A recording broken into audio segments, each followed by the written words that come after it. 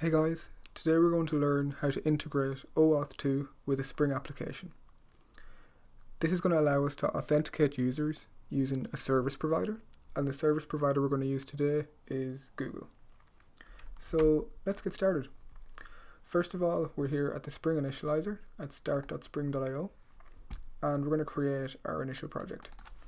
And we're going to call the artifact OAuth2 tutorial. And we need to add 3 different dependencies. So we need to add OAuth2 client, we need to add security, and we need to add web. So now that we have those 3 dependencies that we need, we can hit generate here to generate our project, and we can see it's downloading. And now we're going to move that from our downloads folder over to the desktop.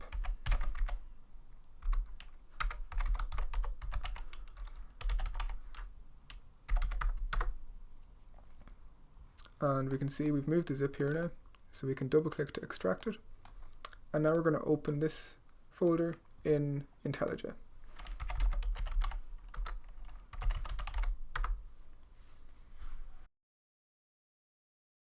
Now that that's opened in IntelliJ, we're ready to get started.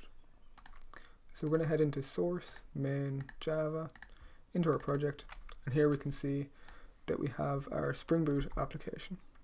And this is where our Spring Boot application is started from.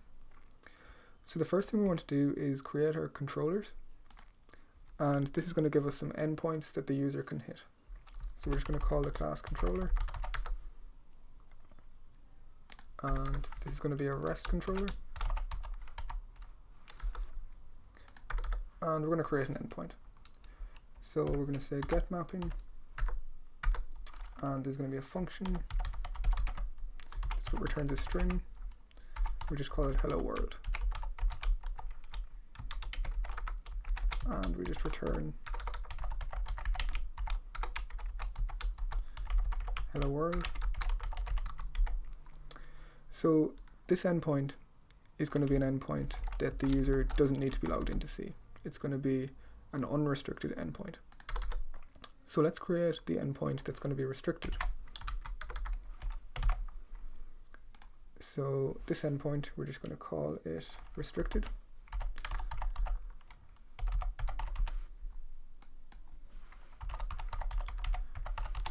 And we just return a string again, but this time we'll say to see this text, you need to be logged in.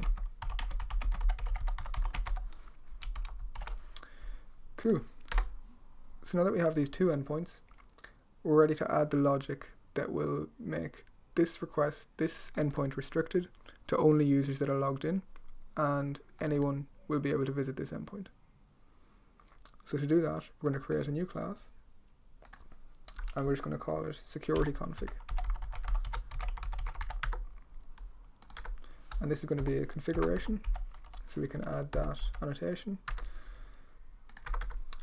And this class is actually going to extend web security configurer adapter. So we need to override one method, and this method is just called configure, which takes one parameter, HTTP security. So now inside this method we can define which endpoints require authentication and which ones don't. So to do that, we're going to say HTTP security and matcher, and first of all we're going to match all of our endpoints. So to do that, we're just going to do / and 2 asterisks like this, and we're going to say authorize requests to authorize all requests, and this could throw an exception, so we need to add this to the signature. So now we're going to define the endpoints which don't actually require the user to be logged in. So to do that, we're going to say matchers this time, and we're just going to show this one endpoint that we created, which doesn't need to be protected. And we're going to say permit all, and then we're going to say any request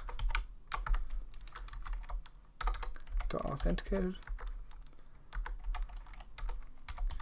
and OAuth2 login. So this is going to redirect the user to our OAuth2 login provider, which in our case is Google. So with that, we require a client ID and a client secret from Google to get all this set up. So let's head over there and get that now. So here I'm in my Google Developer Console. So if you head over to console.developers.google.com, you need to sign up for an account so you can create your clients for OAuth. So to do that, you need to go to Credentials. I'm going to click Create Credentials. And we want an OAuth client ID. So ours is a web application, and we'll just call it Web Client 2. So we need to enter a redirect URI, which in this case is going to be http localhost 8080/login OAuth2 code Google. So this is just the way that Spring Security and our OAuth2 client is configured, and this is the format of our redirect URL. So let's just hit create, and it's creating. So now this provides us with a client ID and a client secret. So these are very important. We're going to use those now in our config file. So we're going to go to application to properties, and here we need to define our client ID and client secret. So this is going to be under spring.security.oauth2.registration.google.client-id. So this is going to be our client ID. We'll copy that and paste it there. And we want to do the same thing, but for client secret.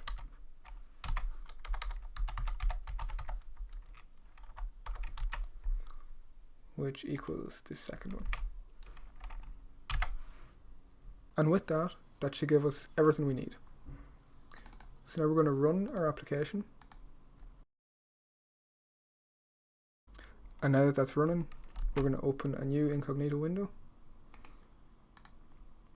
and head over to our application. So first of all, we're going to go to localhost 8080, and we can see that we're able to get the response, which in this case is just hello world. But now if we go over to restricted, we can see instead of giving us the response, it's redirected us to our Google login. And I'm just going to log in now. Next. And you can see after we've logged in, we're now able to see this endpoint. And we can also still see the other one. So that all works really nicely.